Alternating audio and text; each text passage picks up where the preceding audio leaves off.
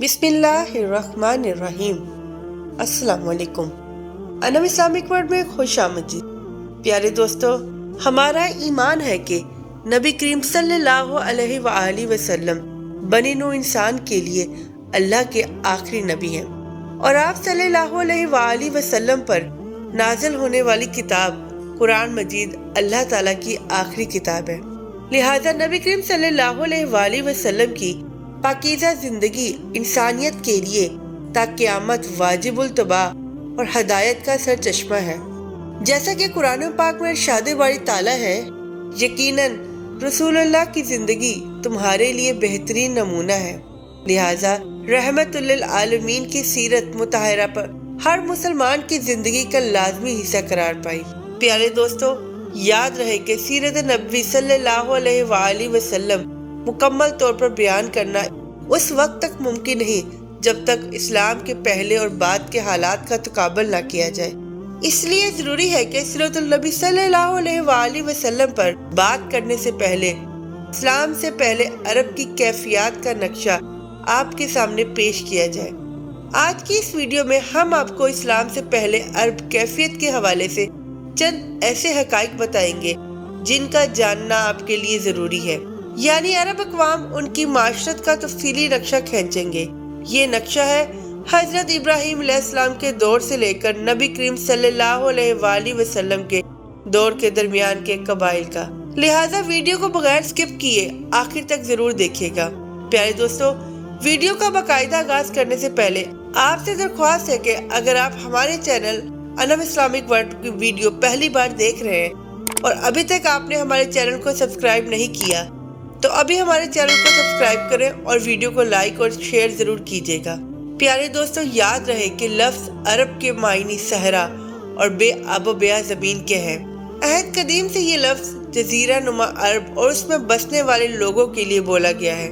عرب کے مغرب میں بحیرہ احمر اور جزیرہ نما سینا ہے، مشرق میں خلیج عرب اور جنوبی عراق کا ایک بڑا حصہ ہے، جنوب میں بحر عرب ہے جو دراصل بحر ہند کا پھیلاؤ ہے، شمال میں ملک شام اور کسی قدر شمالی عراق ہے۔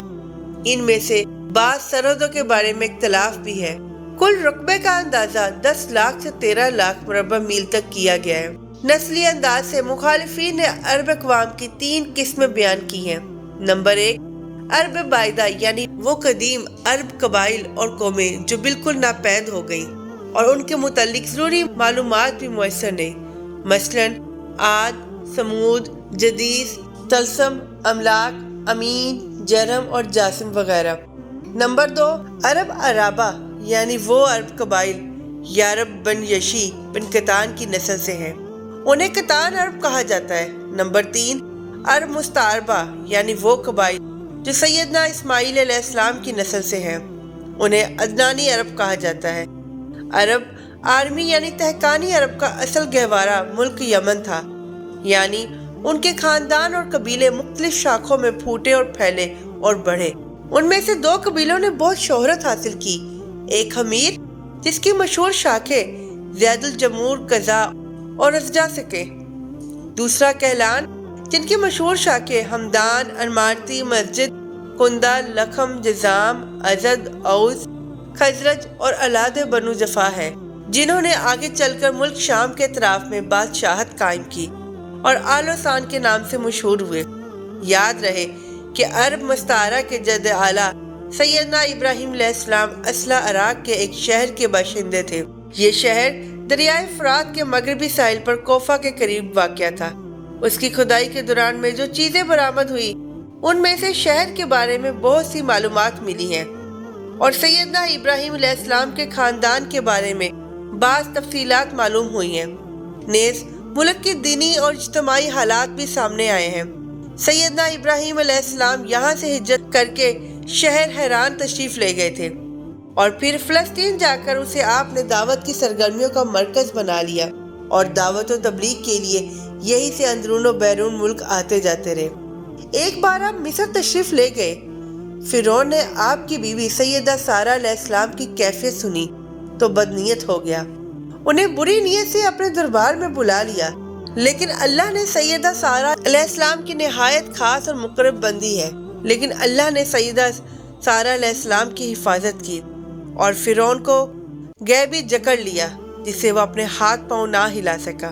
تو فرعون سمجھ گیا کہ سیدہ سارہ علیہ السلام اللہ کی نہایت خاص اور مقرب بندی ہے۔ وہ ان سے اس قدر متاثر ہوا کہ اپنی بیٹی ہاجرہ کو ان کی خدمت میں دے دیا۔ سیدنا سارہ نے سیدنا ہاجرہ کو سیدنا ابراہیم علیہ السلام کی زوجیت میں دے دیا۔ سیدنا ابراہیم علیہ السلام ان دونوں کو لے کر فلسطین واپس تشریف لائے۔ پھر اللہ تعالیٰ نے سیدہ ہاجرہ کے بطن سے حضرت ابراہیم علیہ السلام کو ایک فرزند اسماعیل علیہ السلام عطا فرمایا۔ سیدہ سارہ بے اولاد تھی، اسی لیے انہوں نے ابراہیم علیہ السلام کو جانے پر مجبور کیا کہ وہ سیدہ ہاجرہ اور ان کے نوزائیدہ بچے کو لے جائے، اور شاید اللہ کی بھی منشا یہی تھی۔ چنانچہ حالات نے ایسا رخ اختیار کیا کہ انہیں سیدہ سارہ کی بات ماننی پڑی، اور آپ علیہ السلام اللہ کے حکم اور اللہ کی منشا کے مطابق حضرت ہاجرہ اور اسماعیل علیہ السلام کو لے کر حجاز تشریف لے گئے۔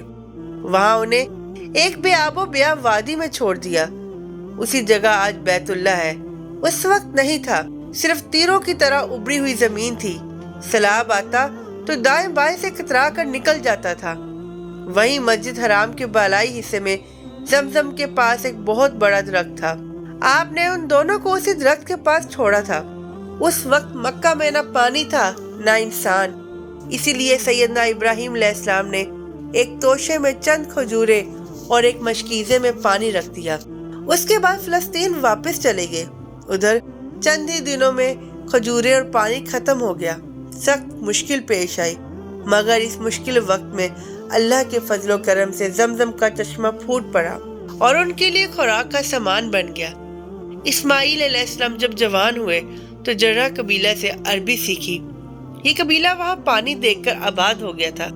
قبیلے کے لوگ انہیں پسند کرنے لگے تو اپنے خاندان کی ایک خاتون سے ان کی شادی کر دی۔ اسی دوران سیدہ ہاجرہ کا انتقال ہو گیا۔ ادھر سیدنا ابراہیم علیہ السلام کو خیال آیا کہ اپنا تڑکا دیکھنا چاہیے، چنانچہ وہ مکہ مکرمہ تشریف لے گئے۔ سیدنا اسماعیل علیہ السلام سے ملاقات نہ ہوئی بلکہ ان کی زوجہ سے ہوئی۔ انہوں نے اس سے حالات دریافت کیے۔ اس نے تنگ دستی کی شکایت کی۔ آپ نے وصیت کی کہ اسماعیل آئے تو ان سے کہنا کہ اپنے دروازے کی چوکھٹ بدل دے۔ سیدنا اسماعیل علیہ السلام ان کا مطلب سمجھ گئے۔ انہوں نے بیوی کو طلاق دے دی اور ایک دوسری عورت سے شادی کر لی جو جرم کے سردار مزاد بن عمرو کی صاحبزادی تھی۔ ان کی دوسری شادی کے بعد ایک مرتبہ پھر سیدنا ابراہیم علیہ السلام مکہ تشریف لے گئے، مگر اس مرتبہ پھر سیدنا اسماعیل علیہ السلام سے ملاقات نہ ہو سکی۔ بہو سے حال پوچھا تو انہوں نے اللہ کی حمد و ثنا بیان کی۔ آپ نے وصیت کی کہ اسماعیل علیہ السلام اپنے دروازے کی چوکھٹ برقرار رکھے اور فلسطین واپس چلے گئے۔ اللہ تعالیٰ نے مزاد کی بیٹی سے اسماعیل علیہ السلام کو 12 بیٹے عطا فرمائے۔ ان 12 بیٹوں سے 12 قبیلے وجود میں آئے اور سب نے مکے میں ہی رہائش اختیار کی۔ ان کے حالات زمانے کی گرداب میں دب کر رہ گئے۔ صرف نابہیود اور قیدار کی اولاد گمنامی میں محفوظ رہی۔ دار بن اسماعیل علیہ السلام کی نسل مکہ معظمہ میں پھیلتی رہی، یہاں تک کہ عدنان اور ان کے بیٹے معاد کا زمانہ آ گیا۔ عدنانی عرب کا سلسلہ نسب صحیح طور پر یہاں تک کی محفوظ ہے۔ عدنان نبی کریم صلی اللہ علیہ وآلہ وسلم کے سلسلہ نسب میں 21ویں پشت میں آتے ہیں۔ بہرحال معاد کے بیٹے نزار سے کئی خاندان وجود میں آئے۔ دراصل نزار کے 4 بیٹے تھے اور ہر بیٹا ایک بڑے قبیلے کی بنیاد ثابت ہوا۔ چاروں کے نام یہ ہیں: ابنا، مصر، ربیہ، آیت۔ دوستوں، کہا جاتا ہے کہ ان میں سے 2 کے قبیلوں کی شاخیں اور شاخوں کی شاخیں بہت زیادہ ہیں۔ چنانچہ ربیہ سے اسد بن ربیہ، انزا عبد القیس، بکر تقلب اور بنو حنیفہ وغیرہ وجود میں آئے۔ مصر کی اولاد 2 بڑے قبیلوں میں تقسیم ہوئی۔ نمبر 1 قیس العلان بن مجر، نمبر 2 الیاس بن مزر۔ قیس علان سے بنو سلیم، بنو حافظن، بنو طفان، غطفان سے ابس، وبان اور عشہ وغیرہ وجود میں آئے۔ الیاس بن مزر سے مدرکہ، بنو اسد بن خزیمہ اور کنانہ بن عزیمہ کے قبائل وجود میں آئے۔ پھر کنانہ سے قریش کا قبیلہ وجود میں آیا۔ پھر قریش مختلف شاخوں میں تقسیم ہوئے۔ مشہور قریشی شاخوں کے نام یہ ہیں: جمع، سہم، عدی، مخزوم الدین، زہرا اور کساب انقلاب کے خاندان یعنی عبدالدار، اسد اور عبد المناف یہ تینوں کسا کے بیٹے تھے۔ ان میں عبد المناف کے 4 بیٹے ہوئے جن سے 4 ذیلی قبیلے وجود میں آئے، یعنی عبد الشمس، نوفل، مطلب اور ہاشم۔ انہی ہاشم کی نسل سے اللہ تعالیٰ نے ہمارے نبی محمد صلی اللہ علیہ وآلہ وسلم کا انتخاب فرمایا۔ ابن عباس کا بیان ہے کہ رسول اللہ صلی اللہ علیہ وآلہ وسلم نے فرمایا، اللہ تعالیٰ نے مخلوق پیدا فرمائی تو مجھے سب سے اچھے گروہ کے اندر رکھا، پھر قبائل کو چنا تو مجھے سب سے اچھے قبیلے کے اندر بنایا، پھر گھرانوں کو چنا تو مجھے سب سے اچھے گھرانے میں بنایا، لہٰذا میں اپنی ذات کے اعتبار سے بھی سب سے اچھا ہوں اور اپنے گھرانے کے اعتبار سے بھی سب سے بہتر ہوں۔ سیرہ عرب پر اسلام کا سورج طلوع ہوا، وہاں 2 قسم کے حکمران تھے، ایک تاج پوش بادشاہ جو حقیقت میں آزاد اور خود مختار نہیں تھے، اور دوسرے قبائلی سردار جنہیں اختیارات کے حساب سے وہی حیثیت حاصل تھی جو تاج پوش بادشاہوں کی تھی، لیکن ان کی اکثر امتیاز یہ حاصل تھا کہ وہ مکمل طور پر آزاد اور خود مختار تھے۔ اس وقت تاج پوش حکمران یہ تھے: شاہ یمن، شاہان آل غسان یعنی شام، شاہان ہیرا یعنی عراق۔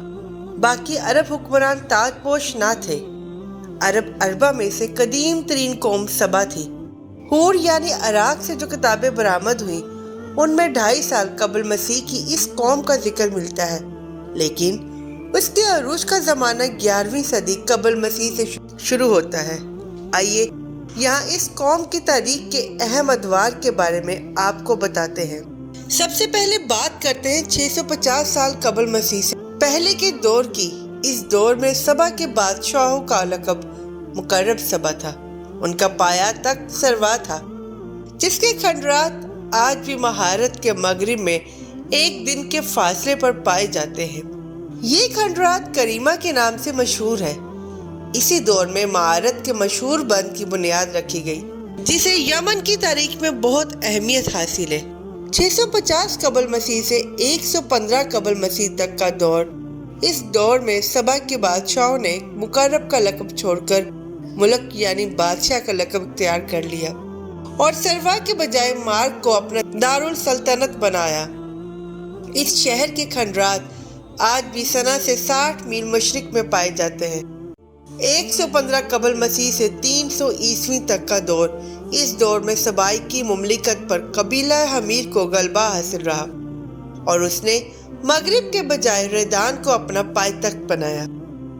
پھر ریدان کا نام ظفار پڑ گیا جس کے کھنڈرات آج بھی شہر یرین کے قریب دائرہ نما پہاڑی پر پائے جاتے ہیں۔ اسی دور میں قوم سبا کا زوال شروع ہوا۔ اور دوستو اب بات کرتے ہیں 300 عیسوی سے آغاز اسلام تک کے دور کی۔ اس دور میں یمن کے اندر مسلسل اضطراب اور انتشار برپا رہا۔ انقلابات آئے، خانہ جنگیاں ہوئیں اور بیرونی قوموں کو مداخلت کے مواقعات آئے، یہاں تک کہ ایک وقت ایسا بھی آیا کہ یمن کی آزادی سلب ہو گئی۔ چنانچہ اسی دور میں رومیوں نے عدن پر فوجی قبضہ کیا اور ان کی مدد سے حبشوں نے عمیر اور ہمدان کی آپس کی کشمکش سے فائدہ اٹھایا اور 340 عیسوی میں پہلی بار یمن پر قبضہ کیا۔ یہ قبضہ 378 عیسوی تک برقرار رہا۔ اس کے بعد یمن کی آزادی تو بحال ہو گئی، لیکن بھارت کے مشہور بند میں رکھنا پڑنا شروع ہو گئے، یہاں تک کہ 450 عیسوی یا 451 عیسوی میں بند ٹوٹ گیا اور وہ عظیم سیلاب آیا جس کا ذکر قرآن مجید کی سورۃ سبا میں سہل ارم کے نام سے کیا گیا۔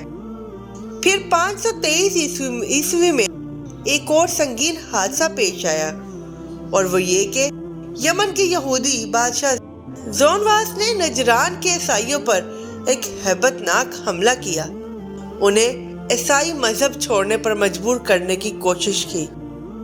جب وہ اس پر آمادہ نہ ہوئے تو زمباز نے خندق کھدوا کر انہیں بھڑکتی ہوئی آگ میں جھونک دیا۔ قرآن مجید کی سورۃ بروج میں اسی واقعے کی طرف اشارہ کیا گیا ہے۔ اس واقعے کا نتیجہ یہ ہوا کہ عیسائیت انتقام لینے پر تل گئی۔ وہ پہلے ہی رومی بادشاہوں کی قیادت میں بلا وجہ عرب کی فتوحات کی تیاری کر چکے تھے، اپنے علاقوں کو وسیع کرنا چاہتے تھے۔ انہوں نے حبشیوں کو یمن پر حملے کی ترغیب دی، انہیں بحری بیڑا مہیا کیا۔ حبشیوں نے رومیوں کی شہ پا کر 525 عیسوی میں اریات آپ کی قیادت میں 70,000 فوج سے یمن پر دوبارہ قبضہ کر لیا۔ قبضے کے بعد اریات نے شاہ حبش کی حیثیت سے یمن پر حکمرانی کی، لیکن پھر اس کی فوج کے ایک ماتحت کمانڈر ابراہا نے اسے قتل کر کے خود اقتدار پر قبضہ جما لیا اور شاہ حبش کو بھی راضی کر لیا کہ وہ اس قبضے کو تسلیم کر لے۔ یہ وہی ابراہا ہے جس نے بعد میں خانہ کعبہ کو ڈھانے کی کوشش کی اور ایک لشکر جرار کے ساتھ چند ہاتھیوں کو بھی لشکر میں شامل کر لیا، جس کی وجہ سے یہ لشکر اصحاب فیل کے نام سے مشہور ہوا۔ عراق اور اس کے نواحی علاقوں پر اہل فارس کی حکمرانی چلی آ رہی تھی، اسے پارس بھی کہا جاتا ہے۔ اس کا زمانہ 529 سے 557 قبل مسیح ہے۔ اس کے مقابلے میں کسی کو آنے کی جرت نہیں تھی، یہاں تک کہ 326 قبل مسیح میں اسکندر دار اول کو شکست دے کر فارسیوں کی طاقت توڑ دی، جس کے نتیجے میں ان کا ملک ٹکڑے ٹکڑے ہو گیا۔ یہ انتشار 223 عیسوی تک جاری رہا۔ پھر عدنانی لوگ اپنا وطن چھوڑ کر اس طرف آئے، انہوں نے لڑ بھڑ کر جزیرہ فراتیہ کے ایک حصے پر اپنا قبضہ جما لیا۔ ادھر 2026 عیسوی میں جب ارتشیر نے ساسانی حکومت کی داغ بیل ڈالی تو فارسیوں کی طاقت ایک مرتبہ پھر پلٹ آئی۔ شاہان ہیرا کے پاس فارسی فوج کی ایک یونٹ ہمیشہ رہا کرتی تھی، جسے باغیوں کی سرکوبی کا کام لیا جاتا تھا۔ پیارے دوستو، یہ بات تو مشہور ہے کہ مکے میں آبادی کا آغاز سیدنا اسماعیل علیہ السلام سے ہوا۔ آپ نے 137 سال کی عمر پائی اور تا حیات مکے کے سربراہ اور بیت اللہ کے متولی رہے۔ آپ کے بعد آپ کے 2 صاحبزادگان نبایت اور کیدار یکے بعد دیگر مکہ کے بالی ہوئے۔ ان کے بعد ان کے نانا نے اقتدار اپنے ہاتھ میں لیا۔ اسی طرح مکے کی سربراہی بنو جرہم کی طرف منتقل ہو گئی اور ایک مدت تک انہی کے ہاتھ میں رہی۔ سیدنا اسماعیل علیہ السلام کا زمانہ تقریباً 2000 سال قبل مسیح ہے۔ اسے اس حساب سے مکے میں قبیلہ جرہم کا وجود کوئی 2100 برس تک رہا اور ان کی حکمرانی تقریباً 2000 برس تک رہی۔ کہا جاتا ہے کہ بنو قزا نے مکہ پر قبضہ کرنے کے بعد بنو بکر کو شامل کیے بغیر تنہا اپنی حکمرانی قائم کی۔ البتہ 3 اہم امتیازی منصب مرزائی قبائل کے حصے میں آئے۔ نمبر 1، حاجیوں کو عرفات سے مزدلفہ لے جانا اور 13 ذی الحج کو منی سے واپسی کا پروانہ دینا۔ یہ حج کے سلسلے کا آخری دن ہے۔ یہ اعزاز الیاس بن بزر کے خاندان بنو گوس بن برا کو حاصل تھا۔ نمبر 2، 10 ذی الحج کی صبح کو مزدلفہ سے منی تک روانگی، یہ اعزاز بنو اردوان کو حاصل تھا۔ نمبر 3، حرام مہینوں کو آگے پیچھے کرنا، اعزاز بنو کرانہ کی ایک شاخ بنو تمیم بن عدی کو حاصل تھا۔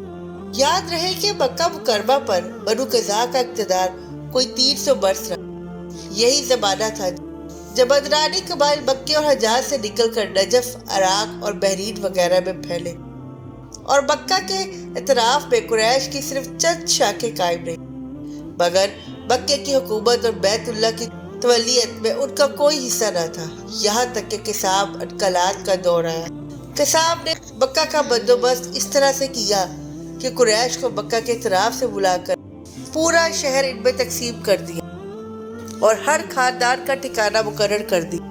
مہینے آگے پیچھے کرنے والوں کو ان کے منصب پر قائم رکھا، کیونکہ کسا یہ سمجھتا تھا کہ یہ ریت ہے، اس میں رد و بدل کرنا درست نہیں۔ دوستو، آپ کو بتاتے چلے کہ کسا کا ایک کارنامہ یہ بھی ہے کہ اس نے حرم کعبہ کے شمال میں دارالندوہ تعمیر کیا۔ اس کا دروازہ مسجد کی طرف تھا۔ دارالندوہ دراصل قریش کی پارلیمنٹ تھی، جہاں تمام بڑے بڑے اور اہم معاملات کے فیصلے ہوتے تھے۔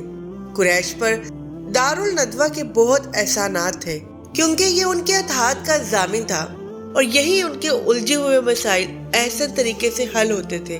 یاد رہے کہ کسا کو عظمت اور سربراہی کے کئی مرتبے حاصل تھے۔ نمبر 1، دارالندوہ کی صدارت، جہاں بڑے بڑے معاملات کے فیصلے ہوتے تھے اور جہاں یہ لوگ اپنی بیٹیوں کی شادیاں بھی کرتے تھے۔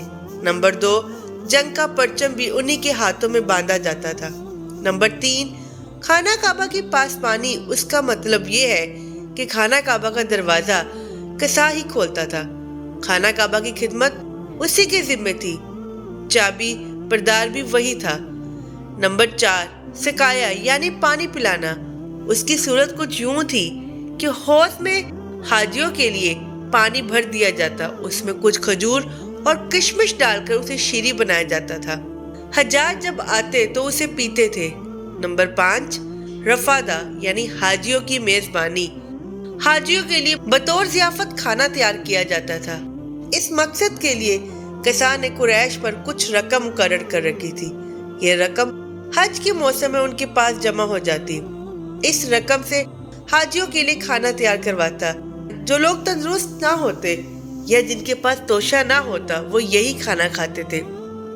اور دوستو، ان کے علاوہ کچھ اور عہدے بھی تھے جنہیں قریش نے آپس میں تقسیم کر رکھا تھا۔ ان کی تفصیل بھی مختصراً آپ کو بتاتے ہیں۔ نمبر 1، فال گیری، قسمت کا حال معلوم کرنے کے لیے بتوں کے پاس جو تیر رکھے رہتے تھے، ان کی تولیت یہ منسب بنو جمع کو حاصل تھا۔ نمبر 2، مالیات کا نصب یعنی بتوں کا قرب حاصل کرنے کے لیے جو نذرانے اور قربانیاں پیش کی جاتی تھی، ان کا انتظام کرنا، جگروں اور مقدمات کا فیصلہ کرنا، یہ کام بنو سہم کو سونپا گیا۔ نمبر 3، اشناق یعنی جرمانوں کا نصب، اس منصب پر بنو تین فائز تھا۔ نمبر 4، قومی پرچم اٹھانا، یہ بنو امیہ کا کام تھا۔ نمبر 5، فوجی کیمپ کا انتظام، یہ کام بنو مخزوم کے حصے میں آیا تھا۔ نمبر 6، سفارت، یہ کام بنو عدی کا تھا۔ قبائل میں سردار کو وہی اختیارات حاصل تھے جو کسی بادشاہ کو حاصل ہوتے، حتیٰ کہ بعض کرداروں کا یہ حال تھا اگر کبھی وہ بگڑ جاتے تو 1000 تلواریں بے نیاز ہو جاتی، اور وہ یہ بھی نہ پوچھتے کہ سردار کے غصے کا سبب کیا ہے۔ جزیرہ عرب کے 3 سرحدی علاقے تھے، یہ تینوں غیر ممالک کے پڑوس میں تھے۔ ان کی سیاسی حالت سخت پریشان کن تھی، وہاں انتشار کی کیفیت تھی۔ ساج ظالم تھا یا مظلوم حاکم تھا، بس انہی 2 طبقوں میں بٹا ہوا تھا۔ تمام تر فوائد سربراہوں کو، خاص طور پر غیر ملکی سربراہوں کو حاصل تھے، اور سارا بوجھ غلاموں کے سر تھا۔ وہ طرح طرح کے ظلم و ستم برداشت کرتے تھے، زبان کھول نہیں سکتے تھے کیونکہ حکمرانی جبری تھی۔ انسانی حقوق نام کی کسی چیز کا دور دور تک کوئی نشان نہ تھا۔ یاد رہے کہ عرب کے عام باشندے اسماعیل علیہ السلام کی تبلیغ کے نتیجے میں دین ابراہیم کے پیروکار تھے، اس لیے صرف اللہ کی عبادت کرتے تھے اور توحید پر کاربند تھے۔ لیکن وقت گزرنے کے ساتھ ساتھ انہوں نے اللہ کے احکامات کو بھلا دیا، پھر ان کے اندر توحید اور دین ابراہیم کے کچھ آثار باقی رہے، یہاں تک کہ بنو قزا کا سردار عمرو بن روحی منظر عام پر آیا۔ اس کی نشونما نیکی، صدقہ خیرات اور دینی باتوں میں دلچسپی کی بنیاد پر ہوئی تھی، اس لیے لوگوں نے اسے محبت کی نگاہ سے دیکھا، اسے بڑا عالم اور اللہ کا ولی سمجھ کر اس کی پیروی کی۔ پھر اس شخص نے ملک شام کا سفر کیا، اس نے دیکھا وہاں بتوں کی پوجا ہو رہی تھی۔ اس نے سمجھا کہ یہ طریقہ بھی اچھا ہے اور برحق ہے، کیونکہ ملک شام پیغمبروں کی سرزمین تھی، آسمانی کتابیں وہاں نازل ہوئی تھی۔ چنانچہ وہاں سے واپسی پر اپنے ساتھ حبل بت بھی لے آیا اور اسے خانہ کعبہ کے اندر نصب کر دیا، اور اہل مکہ کو خانہ کعبہ کے ساتھ شرک کی دعوت دی۔ اہل مکہ نے اس پر لبیک کہا، اور اس کے بعد بہت جلد اس میں حجاز کے باشندے بھی شامل ہو گئے، وہ بھی ان کے نقش قدم پر چل پڑے۔ اس طرح عرب میں بت پرستی کا آغاز ہوا۔ بت پرستی کے عرب کے قبائل کے عقائد میں کیا تبدیلی آئی، اس بارے میں ہم اپنی اگلی ویڈیو میں تفصیل سے بات کریں گے۔ آج کی ویڈیو میں آپ نے حضرت ابراہیم علیہ السلام اور نبی پاک صلی اللہ علیہ وآلہ وسلم کے ادوار کے بیچ میں عرب کے قبائل اور ان کے حالات کے بارے میں مکمل تفصیل جانی، جس میں نبی صلی اللہ علیہ وآلہ وسلم کے شجرے کا ذکر بھی ہوا۔ گزارش ہے کہ سے پہلے ہماری آج کی ویڈیو کو شیئر ضرور کیجیے گا، آپ کو یہ ویڈیو پسند آئی ہے تو اس کو لائک کر کے ہمارے چینل کو سبسکرائب کر دیں اور بیل آئیکن کو کلک کر دیں تاکہ آپ کے پاس ہماری آنے والی مزید ویڈیو کا بر وقت ملتا رہے۔ اللہ تعالیٰ آپ کو اپنے حفظ و ایمان میں رکھے، آمین۔